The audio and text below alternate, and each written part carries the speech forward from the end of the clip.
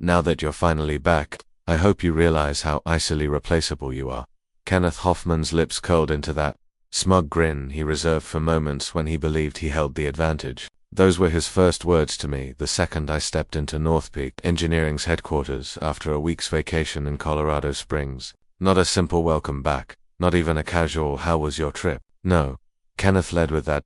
"My name is Adam, I'm 49 years old, and I've devoted the last 12 years of my life to North Peak, navigating the intricate world of government contracts that kept the company's doors open and its reputation alive. 12 years of security clearances, late-night calls, and carefully built relationships with procurement officers and defense contractors. But to Kenneth, I was just another cog in a machine, an aging engineer in a suit he thought was beneath his own tailored attire." "Good to know," I replied calmly, placing my worn leather briefcase by my desk. Kenneth let out a sharp laugh, as though he'd just delivered some genius punchline. Then, with the arrogance only he could pull off, he strolled back to his corner office, fixing his tie and catching his reflection in his monitor as though the world was his stage.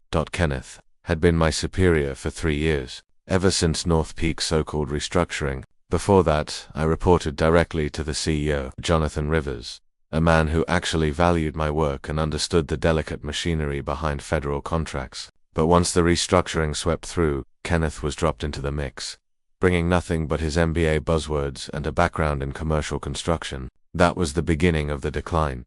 I settled into my chair and opened my inbox. 47 emails greeted me, all centered on the Henderson defense contract. Kenneth had been parading that deal around the office for months, boasting as though he'd reeled in a whale sink. What no one knew except me was that I'd spent half a year nurturing that relationship, walking it through procurement channels Kenneth couldn't even begin to navigate.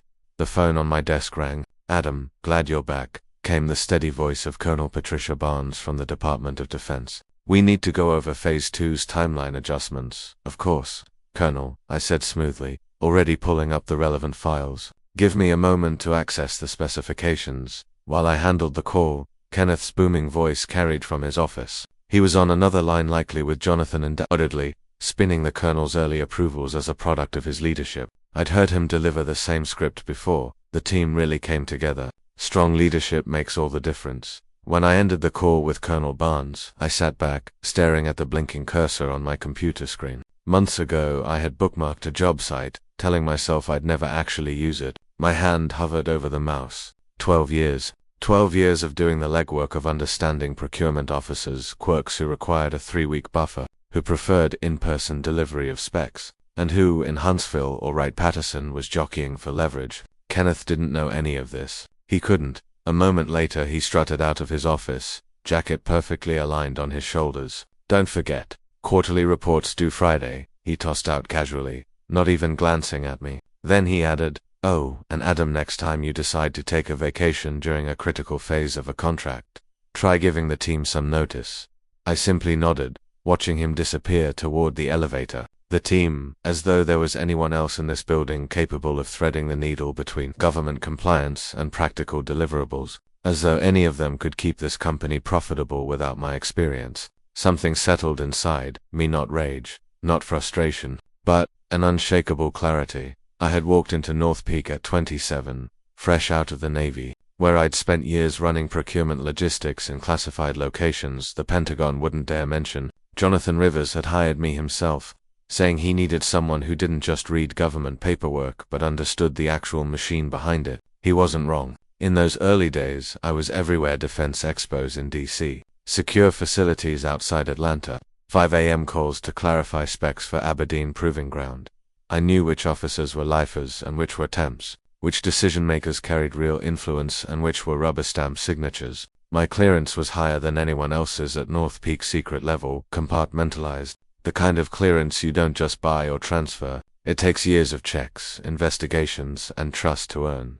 Kenneth had none. No clearance, no experience, no patience. Just management jargon. For 9 years, I'd worked directly with Jonathan, sitting in his office every Monday, mapping renewals and opportunities. He understood the truth. Government contracts weren't about low bids. They were about trust that came only from time and specialized knowledge. Then restructuring came, and Jonathan sold Kenneth to us as a fresh perspective, someone who could bring business, discipline.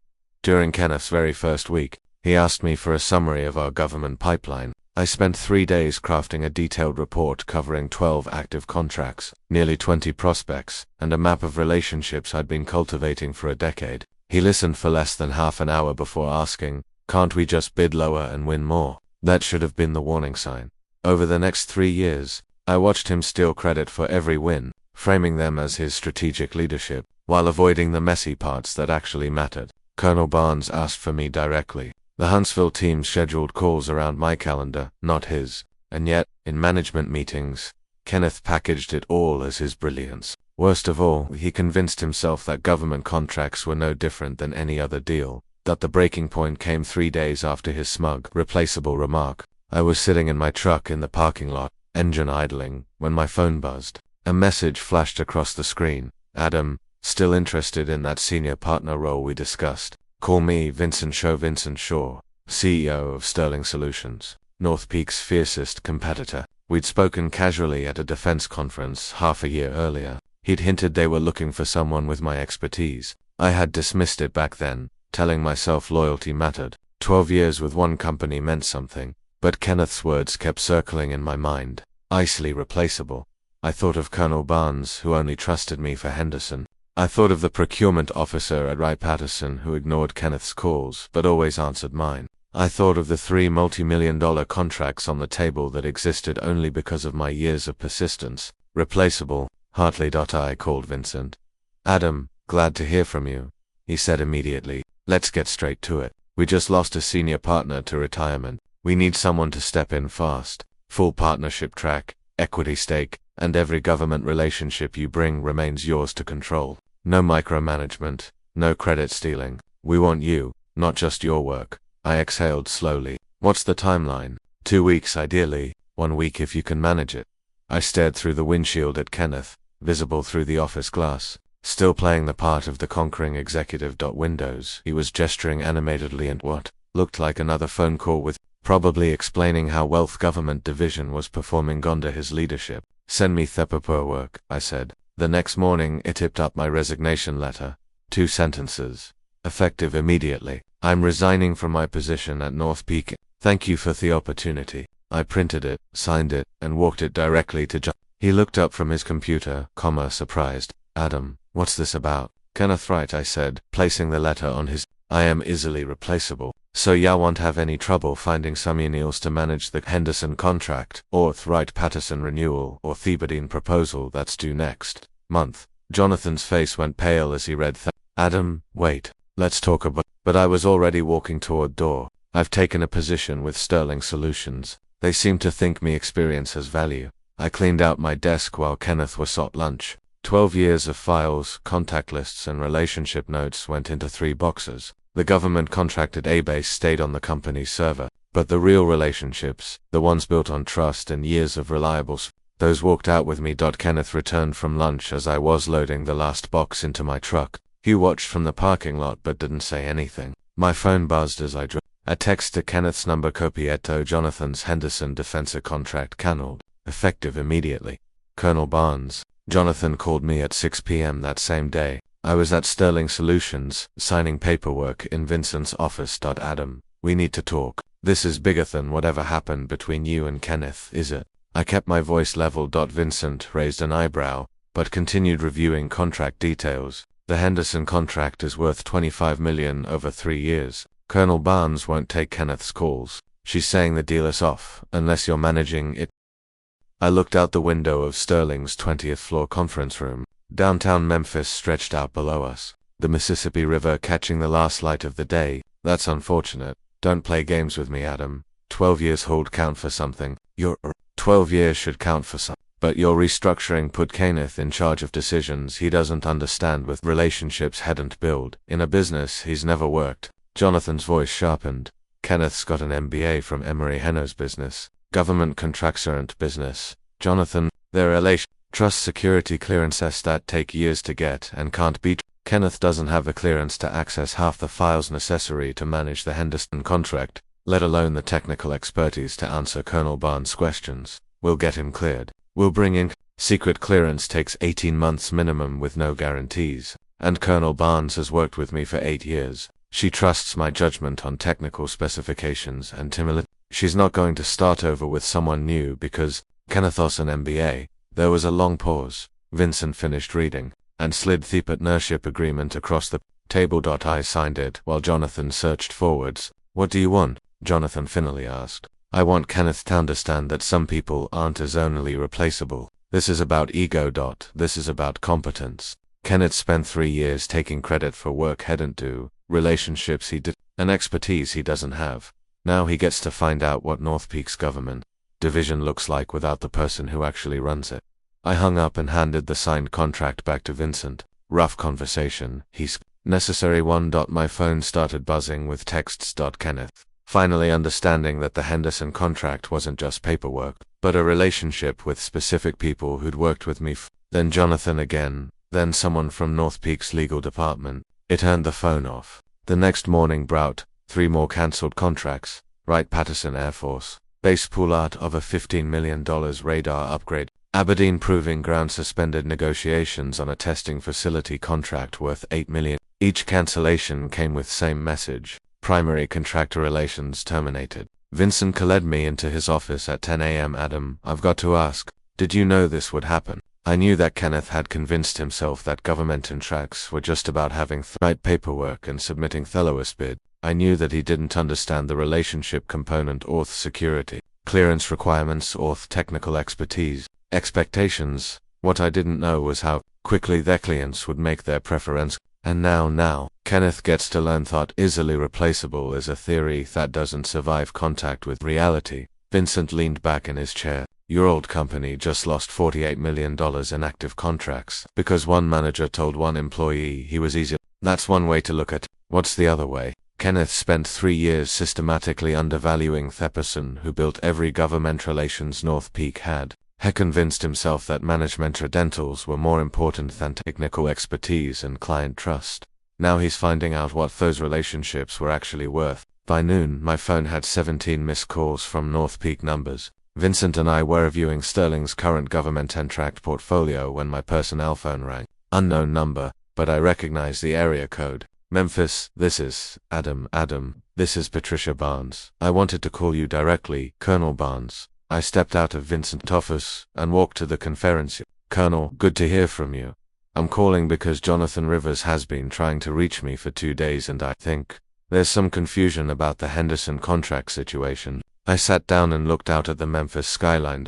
What kind of confusion? Mr. Rivers seems to think this is a negotiation that North Peak can somehow maintain the contract with different personnel. He wanted to make it clear that's not the case. I see. Adam, I've been working defense procurement for 15 years. I've seen contractors come and go, and I've learned that relationships matter more than company names. The Henderson project involves classified technology in Korean with timeline requirements that can't accommodate learning curves or personnel transitions. She paused, and he could hear papers shuffling in the background. The technical specifications raise someone with your specific background and clearance level. That timeline doesn't allow for training or replacement. And frankly, after 8 years of working together, I'm not interested in starting over with someone who doesn't understand how these projects actually work. I understand, Colonel Doy, because I've also had calls from Wright-Patterson and Aberdeen. The consensus is clear. We work with you, Orod, work with other contractors. North Peak without Adam isn't North Peak as far as the Department of Defense is concerned.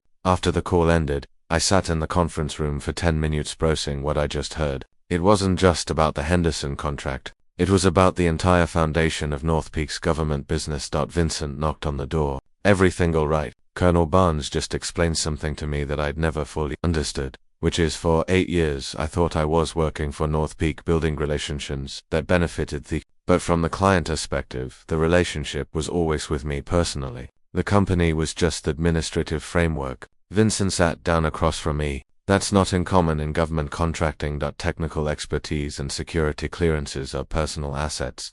They don't transfer with company letterhead. Kenneth never understood that. He saw government contracts as company assets that could be managed by anyone with their business training. And now, no way's discovering that $48 million in annual contract revenue was never really North Peak's to begin with. It was mine and I was sharing it with them. My phone buzzed with another call from Jonathan.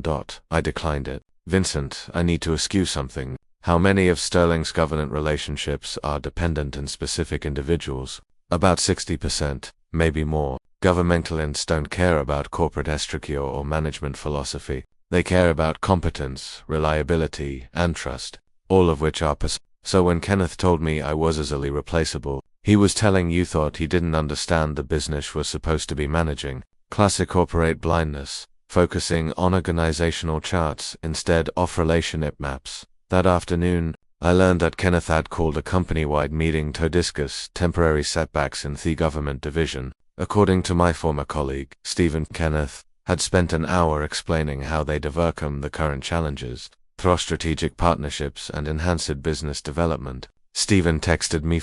He actually said losing Thai contracts might be a blessing in disguise because government work is too. Anyway, I showed the text to Vincent. Your former boss is about to learn that some blessings come with very expensive price tags, he said. 3 days into my new position at Sterling, Vincent called me into his office with a proposal that made me understand why Kenneth's world was about to collapse completely. I've been thinking about our conversation regarding relations-based contracts. What if I told you that Sterling has been waiting for exactly this opportunity for 2 years? I leaned forward. What kind of? The opportunity to absorb North Peak's entire government division by hiring the person who built it. Vincent pulled out a folder thick with contract proposals and relationship maps. We've been tracking North Peak's government business for years, waiting for the right moment to make a move. Your former company has great relationships, but limited capacity. Sterling has enormous capacity but limited government relationships. And now we have both. Colonel Barnes called me personally yesterday. She wants to fast-track the Henderson contract with Sterling as the primary contractor and you as the tech. She's also recommending us for 3 other projects that were previously going to other firms. I studied the documents. Wright Patterson was offering a contract extension worth $20 million over 5 years. Aberdeen wanted to expand their testing facility project to include Sterling's manufacturing capabilities. The numbers were staggering. Vincent isn't just about hiring me away from North Peak. This is about absorbing their entire government client base. Exactly, and it's all possible because the owner manager thought relationships were intangible that afternoon. I made a series of Calsto procurement officers I'd worked with for years. Each conversation followed its same pattern. I'd explain my move to Sterling Solutions, and they'd immediately want to know about transferring existing contracts and exploring new opportunities. Major Helen Rodriguez from Aberdeen was most direct. Adam, North Peak's current management seems to think government contracts are outrageous paperwork. We need partners who understand that these projects involve national security considerations and can't be managed like commercial. By the end of the week, Sterling had received formal requests for proposal on 6 major contracts previously designated for North Peak. The total value exceeded $70 million over the next 4 years. Kenneth called me directly on Friday afternoon. Adam, this is getting out of hand. J.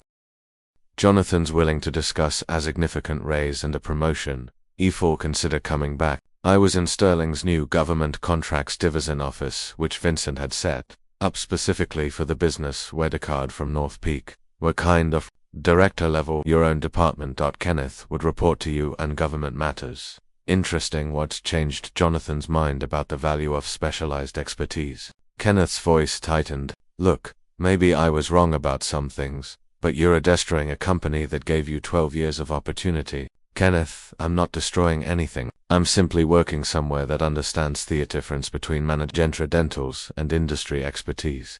The board is asking questions. Adam, they want to know how we lost $48 million in contracts in 1 week. And what are you telling them? I'm telling them that some employees are vindictive when they didn't get their way. I looked out Thundo at the Memphis skyline. The same view I'd had the day I signed with. Are you also telling them that you never obtained security clearance for the contracts you were supposed to manage? Or that you've never worked a single government project from start to finish? Or that you told your online qualified government contractor he was as replaceable? Kenneth hung up. An hour later, Jonathan called. Adam, I need you to understand something. Kenneth's gone. I'm prepared to offer you his position, plus equity, plus a 40% salary increase. Jonathan, that's generous, but I'm curious about why didn't any of this matter when Kenneth was convinced I was easy? Because I trusted his assessment of the situation. And now I know what $48 million in lost contracts feels like. The call came in Monday morning. Vincent knocked on my office door with a grin I'd never seen before. Adam, you need to hear this. He put his phone on speaker. Jonathan Rivers' voice filled the room tight with barrier-controlled panic. Vincent, I'm calling to discuss a partnership opportunity between Sterling and North Peak. What kind of partnership? Jonathan, we want to subcontract our government division to Sterling. Sterling would handle our government contracts and North Peak would focus on commercial projects. Vincent looked at me and raised an eyebrow. That's an interesting proposal. What would that arrangement look like? Sterling would take over all existing government contracts and relationships. North Peak would provide administrative and facility access. Revenue would be split 60/40 in Sterling's favor. I leaned forward and spoke into the phone. Hello, Jonathan. The silence stretched for nearly 10 seconds. Adam, I should have known you'd be part of this conversation. Actually, Jonathan, I am this conversation. Every government relations you're trying to license to Sterling belongs to me personally. Their clients made that very clear. Adam Berry's North Peak invested 12 years in your development and Kenneth spent 3 years explaining how easily replaceable thought investment was. Turns out he was. Vincent took over. Jonathan, here's our counteroffer. Sterling Solutions will consider acquiring North Peak's government division assets, office space, equipment, and administrative staff for fair market value. All contracts and client relationships stay with Adam and that would eliminate R&T or government division. Yes, I said it would. Just like Kenneth eliminated it last week when he told May was easily replaceable. The board is meeting this afternoon. Adam, they're going to want Tell them the truth. Jonathan, tell them that Kenneth managed to lose $48 million in annual revenue by insulting the one person who actually generated it. Tell them that easily replaceable was the most expensive 11 words in North Peak's history. Jonathan's voice cracked slightly. What do you want? Adam, I want Kenneth to understand what easily replaceably actually means. 2 weeks later, I was sitting in my new office at Sterling Solutions when Stephen called with news from North Peak. Kenneth got fired yesterday, he said. Board meeting lasted 6 hours. Jonathan's taking direct control of what's left of the government division, but there's nothing left to. What about the other employees? Most of the administrative staff transferred to Sterling with the engineering is focusing gently on commercial projects now. About half the revenue base, but at least it's stable. And Kenneth, wordy Shas, having trouble finding and government contracting is a small industry and everyone knows what. No one wants to hire the guy who drove away a $48 million business because he didn't understand how it worked. I looked out my office window. Memphis was growing on me. The river, the energy, the sense of possibility that came with working somewhere that valued expertise over ego. Stephen, thanks for keeping me informed. Adam, one more thing. Colonel Barner called Jonathan directly yesterday. She wanted to make sure he understood that this wasn't personal against North Peak. She said you'd always been professional and that Sterling was lucky to have you. That was kind of her. She also said that Kenneth's behavior was an embarrassment to the industry and that his reputation was permanently damaged among procurement professionals. After the call, I sat quietly for a few. Vincent knocked and entered. Everything all right? Just reflecting on how things change. 3 weeks ago, Kenneth was convinced that MBA credentials and management 3 were more valuable than 12 years of relationship building and technical and now he knows I started reviewing the Henderson contract specifications. Colonel Barnes wanted to accelerate that timeline, and we had the resources to deliver ahead of schedule. Kenneth's downfall became a cautionary tale through the defense contract his name circulated in procurement offices as an example of how corporate arrogance could destroy years of carefully built relationships when he applied for management positions at other government contractors. His references included the fact that he had single-handedly eliminated $48 million in annual revenue through poor personal decisions and a fundamental misstance of how specialized industries operate. His LinkedIn profile remained largely unchanged for months, a testament to his inability to find employment in an industry where reputation mattered more than the defense contracting community, particularly in the Memphis and Atlanta regions, used Kenneth's Casillas, a teaching example of how dismissing specialized talent could catastrophically damage a companion's competitive position. Procurement officers who had worked with him for years made it clear that Kenneth's treatment of experienced contracts reflected poorly on his judgment and leadership capabilities. His attempts to rebuild his career in commercial construction were hampered by the industry's interconnected nature. Former colleagues and competitors had heard about North Peak's spectacular government division collapse. Kenneth's professional isolation deepened when Sterling Solutions Success with former North Peak contracts became every successful project completion under my leadership at Sterling served as a reminder of what Kenneth had thrown away through his dismissive attitude and poor management. His reputation never recovered from being the executive who proved that some people truly are replaceable, while others are all too easily forgotten. I signed the Henderson contract renewal in Colonel Barnes' office 6 months later, surrounded by the Thiessen procurement team I'd worked with for years. Sometimes the most valuable lesson is learning that respect earned through competence and dedication always outlasts the authority that comes from a corner office and an expensive degree.